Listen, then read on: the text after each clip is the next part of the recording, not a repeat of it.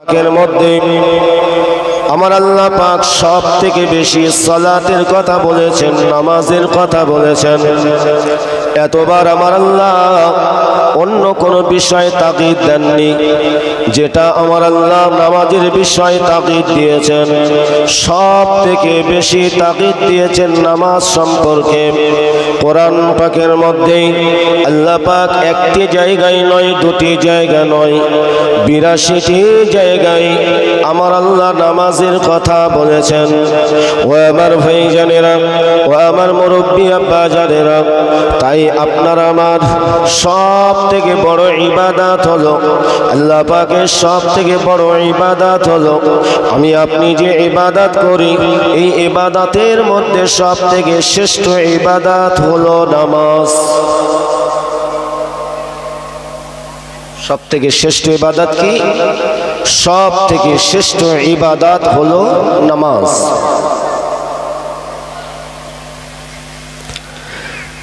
কেন আল্লাহ পাক তিনি তার পাক কালামুল্লাহ শরীফের মধ্যে জানিয়ে দিয়েছেন, এই পৃথিবীর জমিনে সব থেকে বেশি ভয় তানারাই করেন যারা হলেন মুমিন, যারা হলেন মুত্তাকি, যাদেরকে আমার আল্লাহ কবুল করে নিয়েছেন। এই পৃথিবীর জমিনে তারাই আমার আল্লাহকে সব থেকে বেশি ভয় করেন।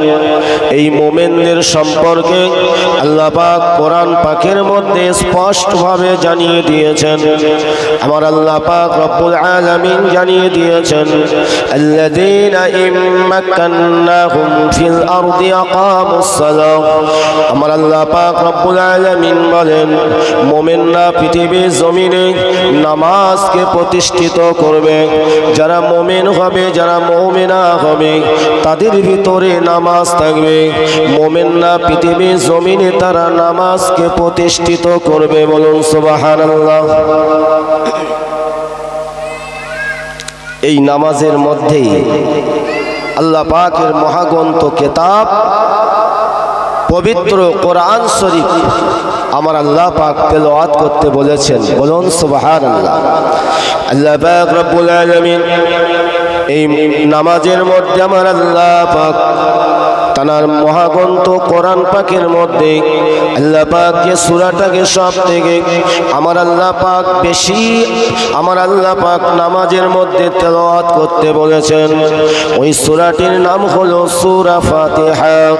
ও আমার ভাইজানেরা, মুরব্বী আব্বা জানেরা, আমি আপনি যখন নামাজ পড়ার জন্য যখন দণ্ডায়মান হয়ে যাই, আমি আপনি যখন নামাজের নিয়ত করি, তাকবীরে তাহরিমা বাঁধার পরে যখন আমি আপনি সানা পড়ে নেই, এই দোয়া সানার পরে আপনাকে আমাকে সূরাতুল ফাতিহা পড়তে হবে। প্রত্যেক রাকাতে সূরা ফাতিহা পড়তে হবে। সূরা ফাতিহা বাদ দিয়ে আপনার আমার কখনো নামাজ হবে না।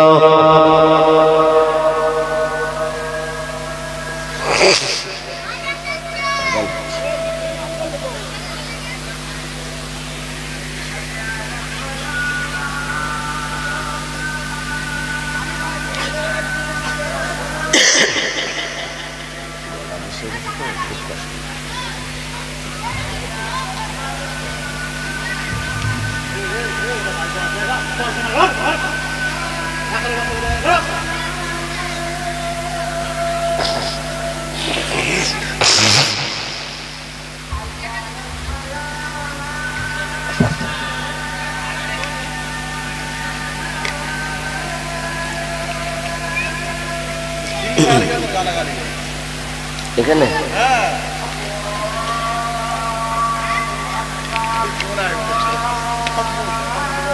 ওদের স্টেজের দিকে এখানে বসতে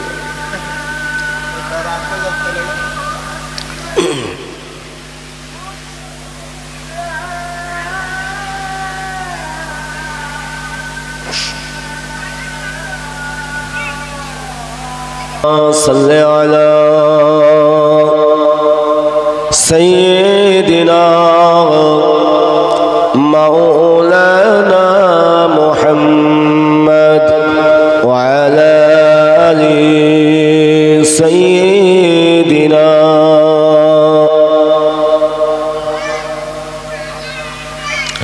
তাহলে আল্লাহ পাক রব্বুল আলামিন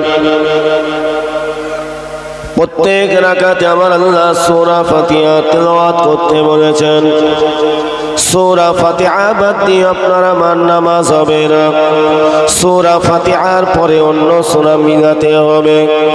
ও মুসলমান ঘরের ছেলেরা, যুবকেরা, এই সূরাতুল ফাতিহা যখন তেলাওয়াত করি, বিসমিল্লাহির রহমানির রহিম, আলহামদুলিল্লাহি রাব্বিল আলামিন, আর রহমানির রহিম, মালিকি ইয়াউমিদ্দিন, ইয়্যাকা না'বুদু ওয়া ইয়্যাকা নাস্তাঈন, ইহদিনাস সিরাতাল মুস্তাকিম, সিরাতাল লাযীনা আন'আমতা আলাইহিম গায়রিল মাগদুবি আলাইহিম ওয়ালাদ-দাল্লিন।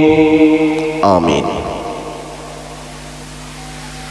এই অর্থটা যদি আমরা জেনে এবং আমরা যদি অন্তরে গেঁথে নেই, অবশ্যই আমার আল্লাহ আপনাকে আমাকে পূর্ণাঙ্গ হেদায়াত নসিব করবেন। বলুন সুবহানাল্লাহ। কারণ আমরা প্রশংসা কার করব পৃথিবীতে? আল্লাহর করব তো, কিন্তু আমরা বেশি প্রশংসা করি কার? বান্দার প্রতি না সৃষ্টিকর্তার উপরে? ভাবতে হবে। এই তাওয়াক্কাল তো আলাল্লাহ, আল্লাহর উপরে তাওয়াক্কুল, এই ভরসা আমাদের কাছ থেকে দূরে সরে যাওয়ার কারণে আজ আমরা অধিকাংশ বিপদগ্রস্ত। ঠিক ঠিক। আলহামদুলিল্লাহি রাব্বিল আলামিন। সমস্ত প্রশংসা হলো সৃষ্টিকর্তা রব্বুল আলামিনের নামে। আর রহমানির রহিম, কেননা আমার আল্লাহ হলেন দয়ালু এবং ক্ষমাকারী। আমার আল্লাহ পাকের মধ্যে কেউ দয়ালু নাই, কেউ ক্ষমাকারী নয়। ও আমার ভাই জানেরা, মুরব্বী আব্বা জানেরা, কেননা আমার আল্লাহ পাক, আল্লাহ তাআলা রব্বুল আলামিন, তিনি হলেন দয়ালু, তিনি হলেন ক্ষমাকারী। আমি আপনি যদি বাবা এর বিপরীত যদি আপনার আমার ভিতরে আসে, তাহলে কিন্তু বাবা আল্লাহ পাকের সঙ্গে শরীক হয়ে যাবে। কেননা ক্ষমা যিনি করেন তিনি আমার আল্লাহ, দয়া যিনি করেন তিনি হলেন আমার আল্লাহ।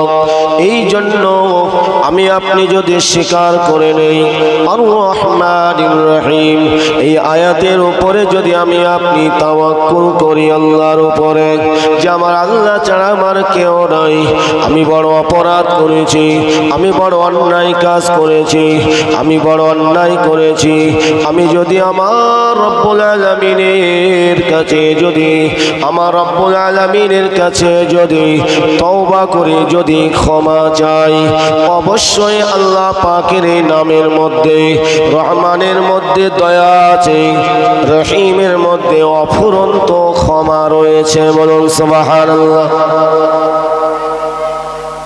রহমানের মধ্যে দয়া আছে, রহিমের মধ্যে অফুরন্ত ক্ষমা রয়েছে। মালিক ইয়াউমিদ্দিন। পৃথিবীর জমিনে অনেক বিচারক আছে, পৃথিবীর জমিনে বাবা অনেক বিচারক বিচার করে, কিন্তু শুনে রেখে দিন, বিচারকের যিনি বিচারক, বিচারকের যিনি মালিক, আপনার আমার যিনি মালিক, তিনি হলেন আল্লাহ মালিক ইয়াউমিদ্দিন। আমি আপনি যদি সেই দিনের কথা মনে করে, আমি আপনি যদি সেই দিনের কথা মনে করে, ও আমার ভাইজানেরা, কেননা দুনিয়া থেকে বিদায় হয়ে যাওয়ার পরে আমি আপনি যখন কবরে চলে যাব, কবর থেকে আল্লাহ যখন হাসরের ময়দানে ওঠাবেন, সেই দিনে একমাত্র বিচার করবেন আমাদের আল্লাহ। আমি আপনি যদি দুনিয়া জমিনে সেই দিনের কথা মনে করে, কবরের কথা মনে করে, হাসরের কথা মনে করে, মালিক ইয়াউমিদ্দিন এই আয়াতের উপরে যদি আমল করি, আল্লাহর উপরে যদি বিশ্বাস করি যে আমার আল্লাহ পাক তিনি হলেন সূক্ষ্ম বিচারক, আমার আল্লাহ তাআলা তিনি আমার বিচার করবেন। ও আমার ভাইজানেরা, আপনি যদি সেই মহান আল্লাহ পাক রব্বুল আলামিনের আপনি যদি জিকির করি, আল্লাহর ইবাদত করি, যে কেননা আমার আল্লাহ যেদিন বিচার করবেন সেদিন যেন আমি লজ্জিত না হয়ে যাই, তাই আমি যেন দুনিয়া জমিনে আমার আল্লাহ জিকির করে যেন কাটিয়ে দিতে পারি।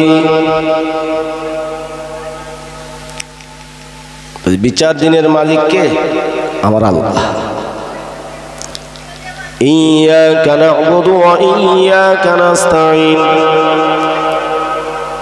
আমরা ইবাদত তাহলে কার করব? কথা বলে, কার ইবাদত করব? আল্লাহর।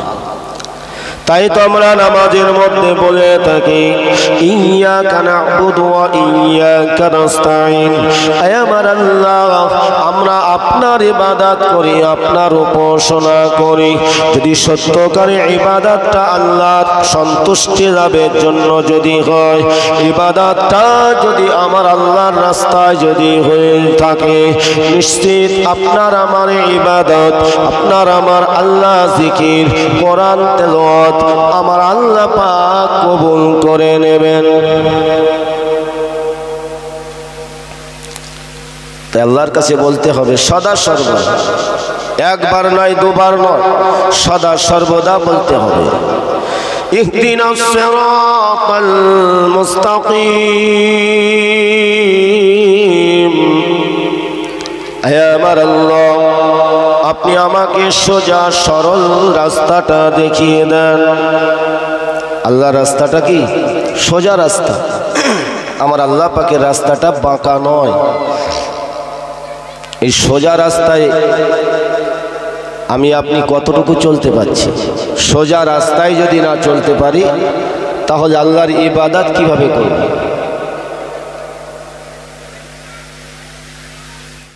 সোজা রাস্তা দেখানোর মালিক হলেন আল্লাহ।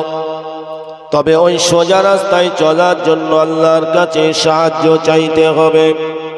ইহদিনাস সিরাতাল মুস্তাকিম। হে আমার আল্লাহ, আপনি আমাকে সোজা সরল সঠিক রাস্তাটা আপনি দেখিয়ে দেন, যাতে করে শয়তান আমাকে ধোঁকা না দিতে পারে, আমাকে যেন দুনিয়া আমাকে যেন ডুবিয়ে না ফেলে, দুনিয়ার মহাব্বতে জড়িয়ে গিয়ে যেন আমি আপনার ওই সঠিক রাস্তাটা যেন হারিয়ে না ফেলি।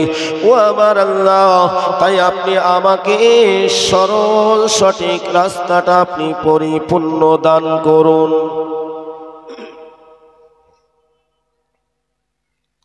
দিনে রাতে সপ্তাহে মাসে কতবার আল্লাহর কাছে এই সোজা সরল আল্লাহ পাকের রাস্তা খোঁজার জন্য আল্লাহর কাছে আপনি সাহায্য চেয়েছি। আজকে যে এই সালে সওয়াব হচ্ছে, এটাও তো একটা আপনার আমার জন্য একটা হেদায়েতের রাস্তা স্বরূপ, ঠিক কিনা বলেন? তাই যদি হতো, আমরা যদি পরিপূর্ণ হেদায়েত হতে চাই, তাহলে আপনাকে আমাকে পরিপূর্ণভাবে এই হেদায়েতের রাস্তায় আসতে হবে, আল্লাহর কাছে সাহায্য চাইতে হবে। সিরাতাল্লাযীনা আন'আমতা আলাইহিম। আল্লাহ পাকের দরবারে বলতে হবে, আল্লাহ যারা সরল সঠিক রাস্তায় চলে আপনাকে পেয়ে গেছে, সিরাতাল্লাযীনা আন'আমতা আলাইহিম। আয় আল্লাহ, আপনি যাদেরকে কবুল করে নিয়েছেন, আয় আমার আল্লাহ, আপনি যাদেরকে মাহবুব হিসাবে কবুল করে নিয়েছেন, ও আমার আল্লাহ, আপনি তাদের রাস্তাটা আমাদের দেখিয়ে দেন, আমরা যেন তাদের দলভুক্ত হতে পারি। আয় আমার আল্লাহ, আপনার মাহবুব বান্দা বান্দীদের যেন দলভুক্ত হতে পারি। গায়রিল মাগদুবি আলাইহিম عليهم ولا الضالين আয় আমার আল্লাহ যারা অভিশপ্ত যারা কাফির হয়ে মারা গেছে যাদেরকে আপনি কবুল করেননি যাদেরকে আপনি অনন্তকালের জন্য জাহান্নামী হিসাবে ঘোষণা করে দিয়েছেন আল্লাহ আপনি আমাদেরকে যেন ওই তাদের দলভুক্ত যেন বানাবেন না এর ভিতরে সব আছে কি এর ভিতরে সবটাই আছে যদি চাওয়ার মতো চাইতে পারি বলার মতো বললে চাওয়ার মতো যদি চাইতে পারি ইখলাসের সঙ্গে অন্তরের সঙ্গে নিশ্চিত আমার আল্লাহ এই সূরাতুল ফাতিহা এর উপরে আমল করলে আল্লাহ পাক পূর্ণাঙ্গ হিদায়াত দেবেন জোরে বলুন এই জন্যই তো আল্লাহ পাকের শ্রেষ্ঠ ইবাদত যেটা নামাজ এই নামাজের মধ্যে প্রত্যেক রাকাতে সূরা ফাতিহা পড়তে হয় কিন্তু আমল করছি কতটুকু আমল কতটুকু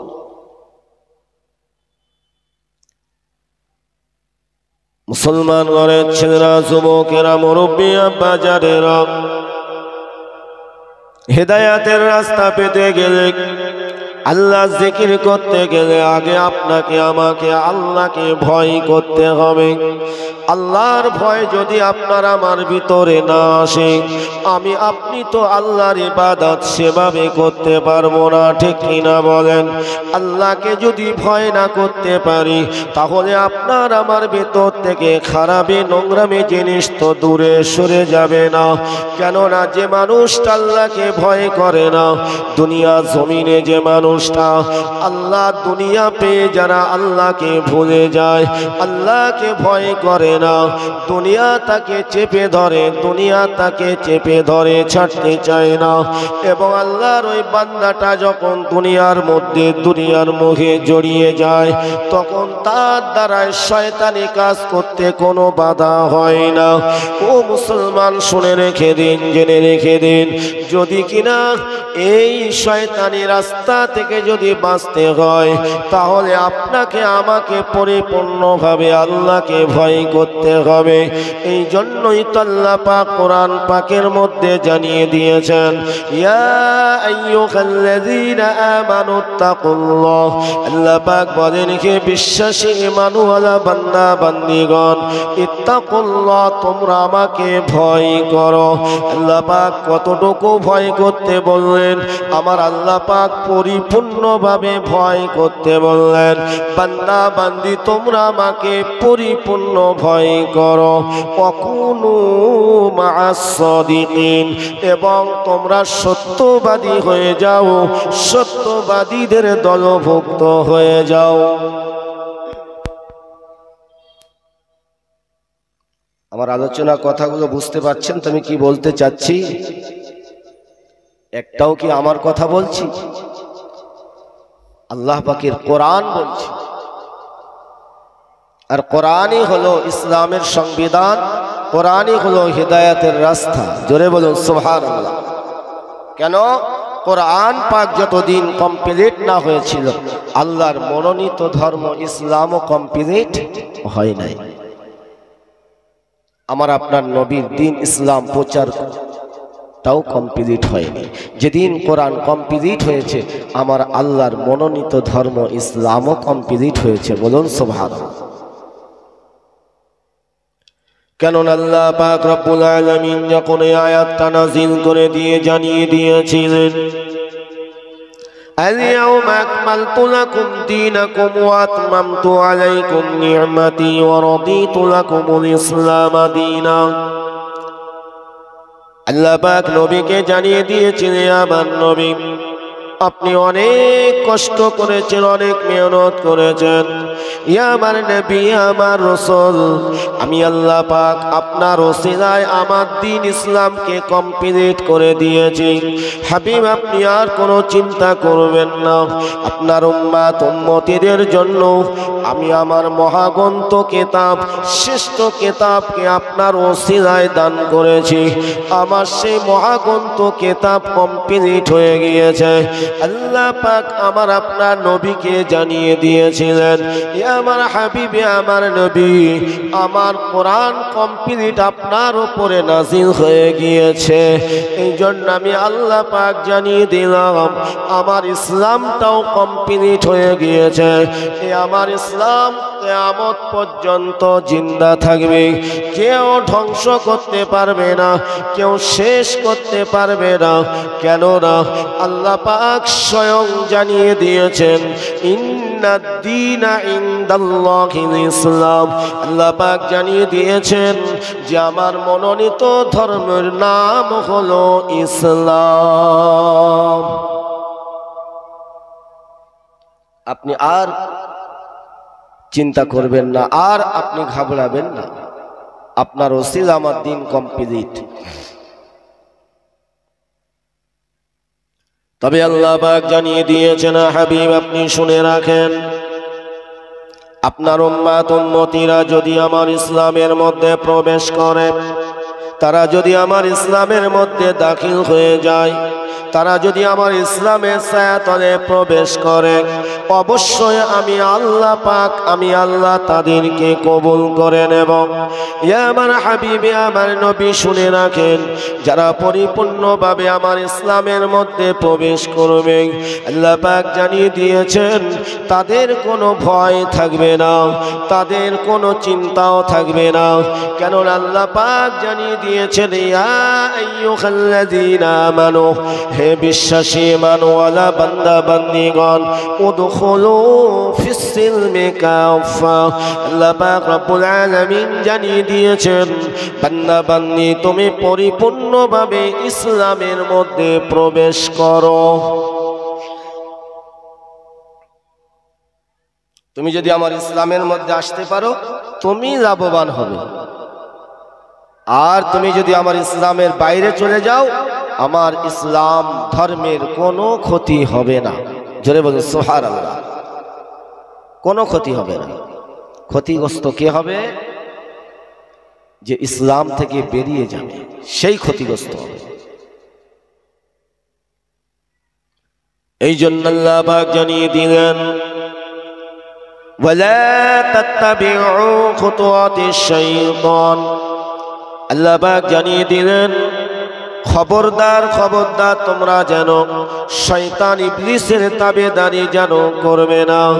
ইন্নাহু লাকুম আদুকুম মুবিন, নিশ্চয় তোমরা জেনে রেখো ইবলিস হলো আমার দুশমন, আমার ফারিস্তাদের দুশমন, আমার নবী রাসূলগণদের দুশমন, আমার ঈমানওয়ালা বান্দা বান্দীদের দুশমন। আল্লাহ পাক তাই জানিয়ে দিয়েছেন খবরদার তোমরা দুনিয়ার জমিনে যতই কষ্ট নেমে আসুক না কেন ইবলিসের তাবেদারি যেন তোমরা করবে না, ইবলিসের কাছে যেন তোমরা খবরদার তোমরা যেন মাথা নত করবে না, ইবলিসের কাছে যেন আত্মসমর্পণ করবে না, ইবলিসের ধোঁকায় যেন তোমরা তোমাদের ঈমানটাকে যেন নষ্ট করে দেবে না।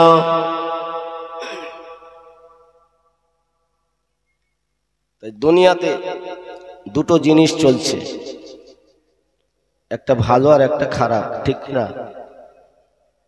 যারা আল্লাহ দুনিয়া পেয়ে আল্লাহকে ভুলে গেছে, শয়তান তাদেরকে গ্রাস করে ফেলেছে, ঠিক কিনা?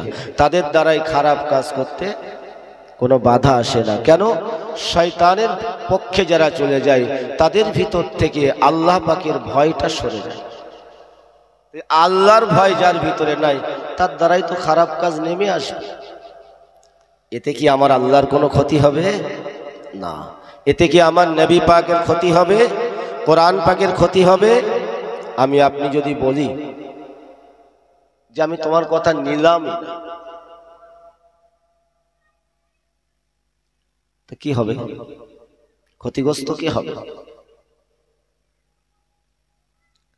রাসূলুল্লাহ জামানা থেকে এই ইসলাম বিরোধী মানুষ আছে, শরিয়ত বিরোধী মানুষ আছে। সাহাবীদের জমানায় ছিল তাবিঈনদের জমানায় ছিল, বর্তমান সময়েও আছে বাবা, ঠিক কিনা বলেন? ভবিষ্যতেও থাকবে। ও আমার ভাইজানেরা, মুরব্বী আব্বা জানেরা, কিন্তু মনে রাখবেন, জেনে রাখবেন, আল্লাহর কোরআনকে যারা মিটিয়ে দেওয়ার চেষ্টা করছে, আল্লাহর ঘরকে মিটিয়ে দেওয়ার চেষ্টা করছে, নবীর ঘরকে যারা মিটিয়ে দেওয়ার চেষ্টা করছে, কোরআনকে মিটিয়ে দেওয়া মানে তারা জানে কোরআন মিটিয়ে দেওয়া মানে ইসলামটা শেষ হয়ে যাবে। অত সহজ নয়, অত সহজ নয়। এ মুসলমান ঘরের ছেলেরা, যুবকেরা, আমার আল্লাহ পাক তিনি তো কোরআন পাকের দায়িত্ব নিয়েছেন, কেননা কোরআন পাক হলো আল্লাহ পাকের বাণী। ও আমার ভাইজানেরা, যিনি আল্লাহর কোরআন তেলাওয়াত করেন তিনি ডাইরেক্ট আমার আল্লাহ পাকের সঙ্গে কথা বলেন। যিনি আল্লাহ পাকের কোরআনের উপরে আমল করেন, আমার আল্লাহ পাক ওই বান্দায়ে বান্দির উপরে, আমার আল্লাহ পাক আল্লাহ তাআলা রব্বুল আলামিন আমার আল্লাহ গাইড করে থাকেন, আল্লাহ পাক হেফাজত করে থাকেন।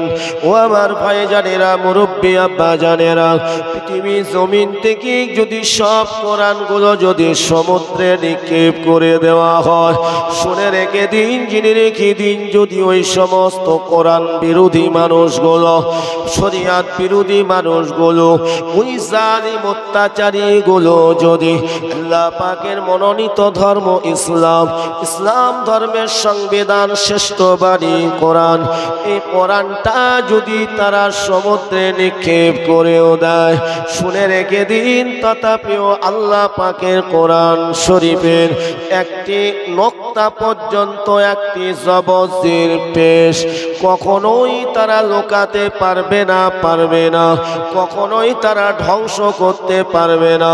কেননা আল্লাহ পাক রব্বুল আলামিন তিনি স্বয়ং কোরআন পাকের মধ্যে জানিয়ে দিয়েছেন, ইন্না নাহনু নাযালনা যিকরা ওয়া ইন্না লাহু লাহাফিজুন।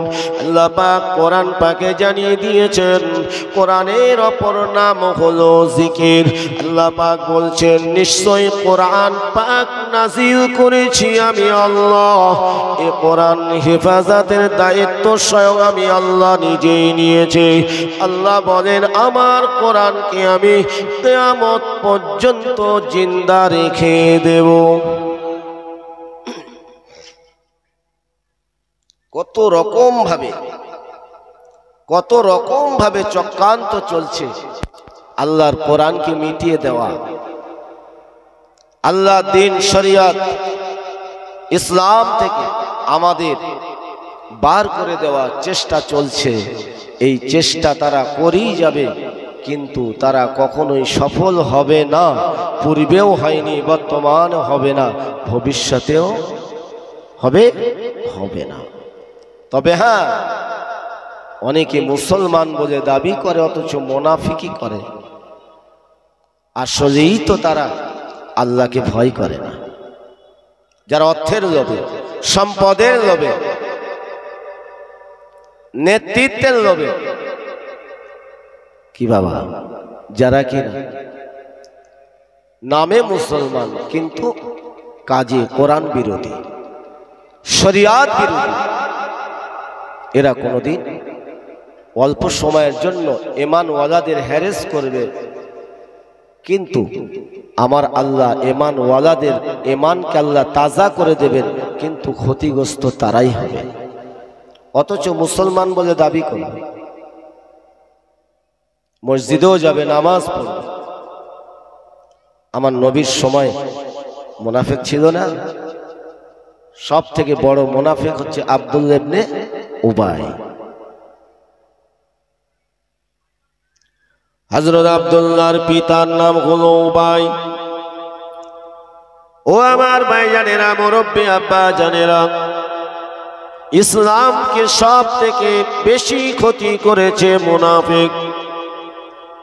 যারা সামনে বলে মুসলমান, যারা সামনে বলে আমরা আসলে কোরআন মানি, আমরা নবী মুহাম্মদুর রাসূলুল্লাহ সাল্লাল্লাহু আলাইহি সাল্লামকে মানি, কিন্তু তারা যখন তাদের দলবলদের কাছে ফিরে যায়, তারা যখন বলে কি ব্যাপার, কি ব্যাপার, তোমার দিক গতি তো অন্য দিকে দেখা যাচ্ছে। তুমি তো মসজিদে যাচ্ছ, নামাজ পড়ছো, তুমি তো ভালো মানুষের সঙ্গে ওঠা বসা করছো। ও আমার ভাইজানেরা, ওই মুনাফিকরা তখন বলতে থাকে, না না না না, নামাজটা হচ্ছে আমার দেখানো, লোক দেখানো নামাজ। কেননা কোরআন তেলাওয়াতটা হলো আমার লোক দেখানো। আসলে তো আমি মুসলমান নই। আমার কাজ হলো ওদের গোপন তত্ত্বগুলো, ওদের গোপন কাজগুলো আমি জেনে নিয়ে তোমাদের কাছে পৌঁছে দেওয়া। আসলেই তো আমি তোমাদের লোক। আমরা তো দুনিয়া চাই, আমরা আখেরাত চাই না। তাই তো দুনিয়ায় আমরা হালাল কোনটা হারাম কোনটা আমরা দেখি না। সবটাই আমাদের কাছে, সবটাই আমাদের কাছে প্রিয়। কেননা আমরা দুনিয়া জমিনে আয়েশা আরামে থাকতে চাই। পরকাল কি হবে এটা দেখার দরকার নেই। আসলেই তো আমরা সেই মুসলমান নয়। আমাদের ফুরফুরা শরীফ থেকে ভাইজান হুজুর এসেছেন। আপনার খুশি তো নাকি? ভাইজান হুজুর আসলে ফুরফুরা থেকে আওলাদে মুজাদ্দিদ জামান ভাইজান হুজুর এসেছেন। আমরা একটু তাকবীর দেই, নারে তাকবীর, নারে তাকবীর। জনাব ভাইজান হুজুর কিবলা সিলসিলায়ে হক মুজাদ্দিদ জামান, সিলসিলায়ে হক মুজাদ্দিদ জামান, নারে তাকবীর। একটু মহব্বতে দরুদ আল্লাহুম্মা আওয়াজ দিয়ে পড়েন। ওয়ালা আলি সাইয়্যিদিনা।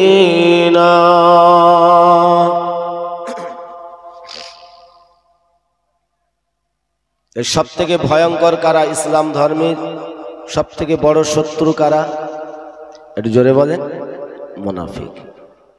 হযরত ওমর রাদিয়াল্লাহু তাআলা আনহুকে শহীদ করেছেন কে? একদল মুনাফিক। হযরত উসমান গনিকে, হযরত শেরে খোদা আলীকে শহীদ করেছে। আচ্ছা বলেন, আল্লাহ পাক জানাদেরকে জীবদ্দশাতে জান্নাতের সার্টিফিকেট দিয়েছেন, তাই তানারা আল্লাহ পাকের কতটা প্রিয় না হলে আমার আল্লাহ জীবদ্দশাতে জান্নাতের সার্টিফিকেট দেন? ঠিক কিনা? তার মানে তানাদের ভিতরে যাররা পরিমাণ কোনো ভুল ছিল। তাই তানাদের উপরে যারা আঘাত করে, আসলেই কি তারা আল্লাহ পাকের প্রিয় বান্দা বলে মনে হয়? আসলেই কি তারা পরিপূর্ণ মুসলমান বলে মনে হয়? নামধারী।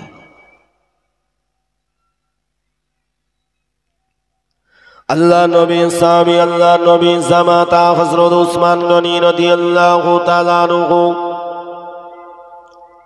তিনি আমার নবী পাকের প্রাণ প্রিয় সাহাবী ছিলেন। হযরত উসমান গনিকে আল্লাহ পাক এত বড় নিয়ামত দান করেছিলেন। আল্লাহ পাক ওনাকে অনেক অর্থশালী করেছিলেন। হযরত উসমান গনিকে আমার আল্লাহ অনেক অর্থ সম্পদ আল্লাহ দিয়েছিলেন। কিন্তু হযরতে উসমান গনি রাদিয়াল্লাহু তাআলা আনহু হুজুর আমার অধিকাংশ অর্থ সম্পদগুলো নিয়ে তিনি আমার আল্লাহ পাকের মনোনীত ধর্ম ইসলামের রাস্তায় তিনি দান করে দিয়েছিলেন, ওয়াকফ করে দিয়েছিলেন। জোরে বলুন।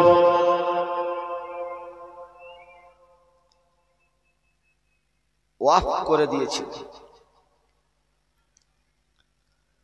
আল্লাহ নবী জামাতা জিন নুরাইন হযরত উসমান গনি রাদিয়াল্লাহু তাআলা আনহু হুজুর তিনি যখন খলিফা হয়েছিলেন, হযরত ওমর রাদিয়াল্লাহু তাআলা আনহু হুজুরের ইন্তেকালের পরে হযরতে উসমান গনি যখন খলিফা হয়েছিলেন, ও মুসলমান ঘরের ছেলেরা, যুবকেরা, হযরত উসমান গনি রাদিয়াল্লাহু তাআলা আনহুকে যেমন কিনা হযরত ওমরকে দুনিয়া জমিন থেকে সরিয়ে দিয়েছিলেন মসজিদে নামাজ পড়ানো অবস্থায়। ও আবার ভাইজানেরা, তিনি দাঁড়িয়ে দাঁড়িয়ে আল্লাহ পাকের কোরআন তেলাওয়াত করছেন। ওই মসজিদুন নববী শরীফের মেহরাবে দাঁড়িয়ে তিনি নামাজ পড়াচ্ছিলেন। ওই নামাজ পড়ানো অবস্থায় হযরত ওমরকে বাবা পেটের ভিতরে ছুরি ঢুকিয়ে দিয়ে হযরত ওমরকে দুনিয়ার বুক থেকে তারা সরিয়ে দিয়েছিল। তারা ভেবেছিল ওমরকে সরাতে পারলে তাহলে কি হবে, আমাদের কাজ ক্রিয়াগুলো। আসলে কি তাই না? এই আল্লাহর মনোনীত ধর্ম ইসলামকে আল্লাহ পাক কিয়ামতের আগ পর্যন্ত জিন্দা রাখবেন। যারাই আল্লাহর পথে থাকবেন, যারাই আল্লাহর রাস্তায় থাকবেন পরিপূর্ণভাবে, তাদের তো সাহায্যকারী আমার আল্লাহ। জোরে বলুন সুবহানাল্লাহ। হযরত ওমর রাদিয়াল্লাহু তাআলা আনহু, তানার ওই পর্যন্ত হায়াত ছিল, আমার আল্লাহ পাক তুলে নিলেন শহীদের মর্যাদা দিয়ে। জোরে বলুন। কিন্তু যারা মানল তারা আসলে কি মোমেন মুসলমান? না, তারা দুনিয়া চেয়েছিল, দুনিয়া। তারা সামনে মুসলমান, পিছনে নামাজ পড়েছে, আর ওই নামাজে হালতেই হযরত ওমরকে শহীদ করেছে।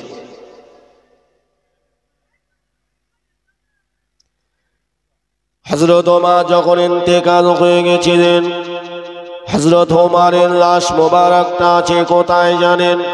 আমার আপনার নবী, দয়ার নবী যে সবুজ গম্বুজের ভিতরে শুয়ে আছেন, আল্লাহ নবী, দয়া নবী, তিনি সবুজ গম্বুজের ভিতরে। নবী আমার, হায়াতুন নবী, জিন্দা নবী আমার, আমাদের জন্য কাঁদতে লেগেছেন। একটি সেকেন্ডের জন্য আমার নবী আমাদের কথা ভোলেন না।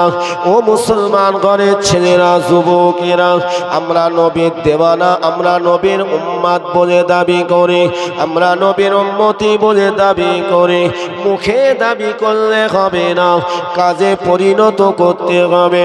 অন্তরে ভালোবাসা তৈরি করতে হবে, মুখে স্বীকার করতে হবে, কাজে পরিণত করতে হবে। তিনটি জিনিস যদি আপনার আমার ভিতরে না থাকে, তাহলে কখনোই আমি আপনি রাসূলুল্লাহর মহব্বত, রাসূলুল্লাহর ভালোবাসা অর্জন করতে পারবো না। আল্লাহ নবী, দয়া নবী, দোজারে বাদশা নবী পাক সাল্লাল্লাহু আলাইহি ওয়াসাল্লাম, তাই তিনি আজ পর্যন্ত আমাদের জন্য কাঁদছেন। কিয়ামত পর্যন্ত তিনি কবরের ভিতরে কাঁদবেন। ইয়া হাবিবি উম্মতি উম্মতি উম্মতি, আয় আমার আল্লাহ, আমার উম্মতদের উপায়, উম্মতিদের উপায়টা কি হবে? নবী শুধু কিয়ামত পর্যন্ত কাঁদবেন না, কিয়ামত যখন ঘোষণা হয়ে যাবে, কিয়ামতের ময়দানে সর্বপ্রথম যিনি উঠবেন তিনি অন্য কেউ নয়, তিনি হলেন আল্লাহ পাকের সব থেকে প্রিয়, আল্লাহ পাকের সব থেকে প্রিয়, আমার আল্লাহ পাকের হাবিব, আমার আল্লাহ পাকের রাসূল, আমাদের নবী মুহাম্মদুর রাসূলুল্লাহ সাল্লাল্লাহু আলাইহি সাল্লাম সর্বপ্রথম কিয়ামতের ময়দানে উঠবেন। আল্লাহ নবী, দয়া নবী, দোজানে বাদশা নবী আমার কিয়ামতের ময়দানে ওঠে। আল্লাহ নবী নিজের বিবি বাচ্চাদের জন্য শুধু কাঁদবেন না, নবী আমার কিয়ামতের ময়দানে মাকামে মাহমুদের ধারে গিয়ে আল্লাহ নবী, দয়া নবী, সোনার নবী আমার সাজদায় পড়ে কাঁদতে থাকবেন, সাজদায় পড়ে কাঁদতে থাকবেন। ইয়া হাবিবি উম্মতি উম্মতি উম্মতি, আল্লাহ পাক জিবরিলকে বলবেন, জিবরাইল আমার নবীর কাছে চলে যাও, আমার নবীর কান্না দেখলে আমি আল্লাহ থাকতে পারি না। আজকে কিয়ামতের দিন আমার নবী কাঁদেন, আমি আল্লাহ পাক জানিয়ে দিলাম আমার হাবিবের যারা খাঁটি উম্মত উন্নতি হবে। এ জিবরাইল আমার নবীকে শুনিয়ে দেন, আমার নবীর ওই উম্মত উম্মতিদের দায়িত্বটা স্বয়ং আল্লাহ পাক বলছেন যে স্বয়ং আমি আল্লাহ নিজেই নিয়ে নিলাম। নবী কি তারপরে থেমে যাবেন? তারপরে কি থেমে যাবেন? না। হাউজে কাউসারের ধারে আল্লাহ রাসূল নিজে হাতে করে হাউজে কাউসারের পানি পান করাবেন। পুলসিরাতের ধারে সাজদায় পড়ে কাঁদবেন, মিজানের ধারে কাঁদবেন। বিচার শেষ হয়ে যাবে, জান্নাতীরা জান্নাতে চলে যাবে, জাহান্নামীরা জাহান্নামায় চলে যাবে। আমার নবীর কান্না তাহলে তো বন্ধ হবে, ঠিক কিনা? কেন? আমার নবী উম্মত উম্মতিদের নিয়ে আল্লাহ পাকের নির্দেশে আল্লাহর দয়ার জান্নাতে চলে যাবেন। জোরে হবে না? আল্লাহ নবী, দয়ার নবী, দোজানি বাদশা নবী আমার বলেন যে আমি আমার চোখের পানি মুছবে না, আমার চোখের পানি বন্ধ অতদিন পর্যন্ত হবে না। আমি রাসূলুল্লাহ জানিয়ে দিলাম আমি জান্নাতের ভিতরেও প্রবেশ করব, জান্নাতের ভিতরে প্রবেশ করব, কিন্তু আমি রাসূলুল্লাহ আমার উম্মত উম্মতিদের জন্য আমি কাঁদতে থাকব। আমি অতদিন পর্যন্ত জান্নাতের ভিতরে গিয়েও আমার চোখের পানি বন্ধ হবে না। আমি রাসূলুল্লাহ যতদিন না পর্যন্ত আল্লাহ পাকের নির্দেশে আমার একটি উম্মাত যদি জাহান্নামের ভিতরে আযাব ভোগ করে, কোন গুনার কারণে যদি আযাব ভোগ করে, সরিষা পরিমাণ ঈমান আছে কিন্তু আমার ওই উম্মতটা গুনাহ করার কারণে যদি আযাব ভোগ করে, আল্লাহ নবী আল্লাহ রাসূল বলেন যতদিন না পর্যন্ত আল্লাহ পাকের নির্দেশে ওই সরিষা পরিমাণে ঈমানওয়ালা আমার উম্মতটাকে, আমার উম্মতিটাকে আমি রাসূলুল্লাহ জাহান্নাম থেকে বার করে নহরুল হায়াতে গোসল করিয়ে আল্লাহ পাকের দয়ার জান্নাতে আনতে পারবো। আমি রাসূলুল্লাহ ততদিন পর্যন্ত জান্নাতের মধ্যে গিয়েও আরাম করব না। আমরা আমাদের নিজেদের চিন্তাটাও করতে পারছি না।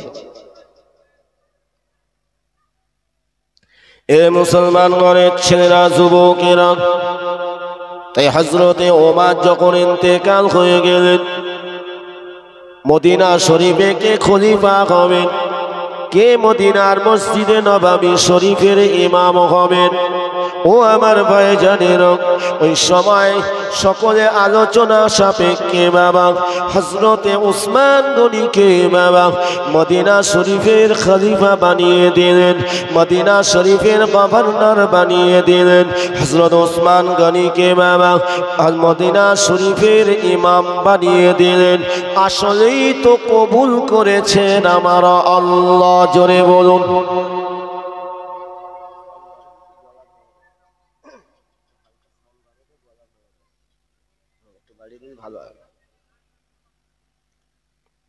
আপনাদের বিরক্ত হচ্ছে নাকি? বলবেন। এটা রাসূলের মেম্বার আর আপনারা বসে আছেন জান্নাতি বাগান, ঠিক কিনা? এখানে কথা বলতে গেলে খুব হিসাব করে বলতে হবে, কিন্তু কথা বলার মধ্যে ভুল ত্রুটি হতে পারে, ক্ষমা করবেন। ভাষাগত দিক দিয়ে ভুল হলে ক্ষমা করবেন।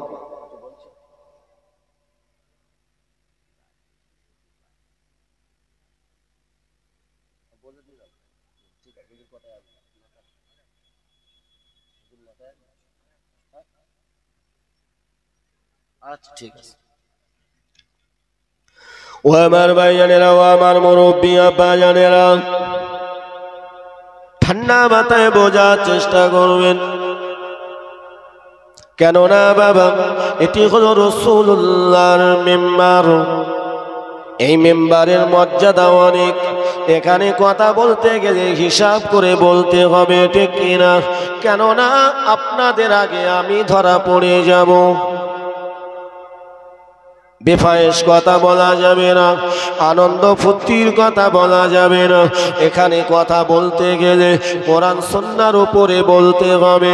এখানে কথা বলতে গেলে বাবা আল্লাহ যাতে সন্তুষ্ট হয়, রাজি হয়, সেইভাবে আপনাকে আমাকে এই জায়গায় আলোচনা করতে হবে এবং এই জায়গায় বসে আলোচনা শুনতে হবে। ও আমার ভাইজানেরা, মুরব্বী আব্বা জানেরা, হযরত ওসমান গনি রাদিয়াল্লাহু তাআলা তাআলা আনহু তিনি যখন খলিফা হলেন, হযরত ওসমান গনি সুন্দরভাবে তিনি কিনা সুন্দরভাবে পরিচালনা করছেন, সুন্দরভাবে তিনি প্রতিনিধিত্ব করছেন, সুন্দরভাবে তিনি রাসূলুল্লাহ সাহাবীদেরকে নিয়ে মদিনাবাসীদেরকে নিয়ে তিনি বাবা শান্তির সঙ্গে দেশ পরিচালনা করছেন। কেন? তিনি তো আমার নবী পাকের রেখে যাওয়া আল্লাহর কোরআনের বিধান অনুযায়ী এবং রাসূলুল্লাহর আদর্শ অনুযায়ী তিনি দেশ পরিচালনা করেছেন, ঠিক কিনা? ভুল তো হতে পারে না, ঠিক না? ভুল কোরআন এবং রাসূলুল্লাহর সুন্নাত অনুযায়ী চললে তো ভুল হওয়ার কোনো মানে নেই, কারণ কোরআনের মধ্যে কোনো ভুল নাই, আমার নবীর আদর্শের মধ্যে যাররা পরিমাণ কোনো ভুল নাই। জোরে বলুন সুবহানাল্লাহ।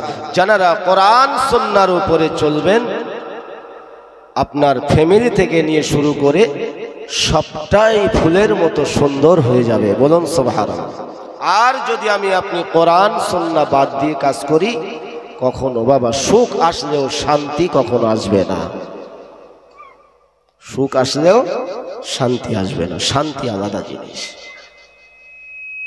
হযরত ওসমান গনি রাদিয়াল্লাহু তাআলা আনহুকে আমার আল্লাহ পাক জান্নাতি হিসাবে কবুল করেছিলেন, জীবদ্দশাতে জান্নাতে সার্টিফিকেট দিয়েছিলেন।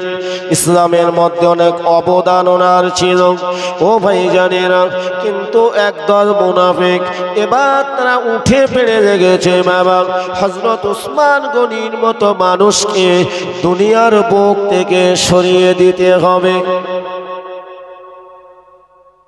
এটাকে নিয়ে যারা আলোচনা করে আসলেই তো তারা আমার আল্লাহর দুশমন, ঠিক না? কেন? যারা আল্লাহর হাক্কানি আলেমদের, আল্লাহ ওয়ালাদের উপরে যারা আঘাত করে, তারা তো কখনোই আল্লাহ পাকের নেককার বান্দা হতে পারে না। হযরত ওসমান গনি রাদিয়াল্লাহু তাআলা আনহু যথারীতি কয়েক বছর তিনি খলিফা প্রতিনিধিত্ব করছেন, কিন্তু তানার পেছনে দুনিয়াদারি মানুষগুলো, জালিমগুলো হযরত ওসমান গনির পেছনে লেগে গেল। অথচ দেখতে পাওয়া যায় ওই মানুষগুলো হযরত ওসমান গনির পিছনে নামাজ পড়েছিল, ওই মানুষগুলো হযরত ওসমান গনির জবান মোবারকের কথা শুনেছিল, ওই মানুষগুলো হযরতে ওসমান গনি রাদিয়াল্লাহু তাআলা আনহুর জবান মোবারক থেকে নসিহত শুনেছিল, কিন্তু তাদের শোনাটা ছিল না মাত্র, আসলে তাদের কাজ ছিল হযরত ওসমানকে কিভাবে দুনিয়া থেকে মিটিয়ে দেওয়া যায়, এটাই তাদের উদ্দেশ্য। অনেক দিক দিয়ে তারা চেষ্টা করলো, পারল না। পরিশেষে হজের মরশুম, সবাই মদিনা থেকে খানায় কাবার মেহমান হয়ে রওনা হয়ে গেলেন। হযরত ওসমান গনি তিনি একটু অসুস্থ বোধ করছিলেন, তিনি একটু অসুস্থ ছিলেন, তিনি যাননি।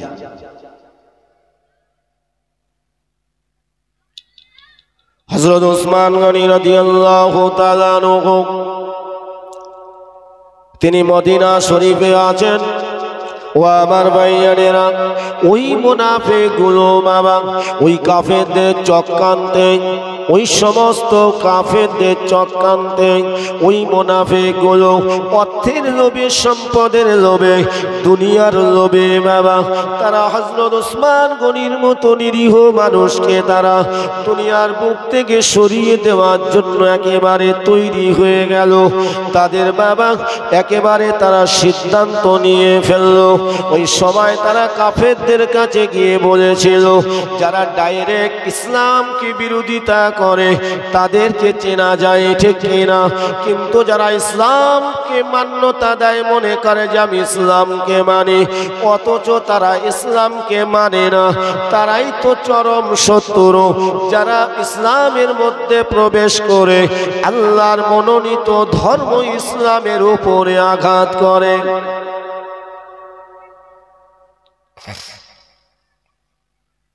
ও আমার ভাই জানেরা, ও আমার মুরব্বী আব্বা জানেরা, সময় থাকলে আল্লাহ যদি কখনো বলার শক্তি দেন ইনশাআল্লাহ আলোচনা করব, মনে করিয়ে দেবেন আলোচনা করব। কিন্তু হযরত ওসমান গনিকে ওই তানার ঘরের ভিতরে একদিন নয়, দুদিন নয়, 40 দিন আটকে রেখে দিয়েছিল বাবা। হযরত ওসমান গনি রাদিয়াল্লাহু তাআলা আনহুকে দুনিয়ার বুক থেকে সরিয়ে দেওয়ার জন্য। হুজুর আসছে, আমরা সকলে একটু তাকবীর দেই, নারায়ে তাকবীর, নারায়ে তাকবীর। ভাইজান হুজুর কিবলা, ভাইজান হুজুর কিবলা, নারায়ে তাকবীর। সিলসিলায়ে হক মুজাদ্দিদ জামান, সিলসিলায়ে হক মুজাদ্দিদ জামান, নারায়ে তাকবীর। সংক্ষেপ করলাম, আমি তো আপনাদের ভাইয়ের মতো খুব অত্যন্ত কাছের। আপনারা আমার জন্য দোয়া রাখবেন, আমি আপনাদের জন্য দোয়া রাখবো। আল্লাহ যেন বলার থেকে শোনাতে বেশি বেশি নেক আমল করা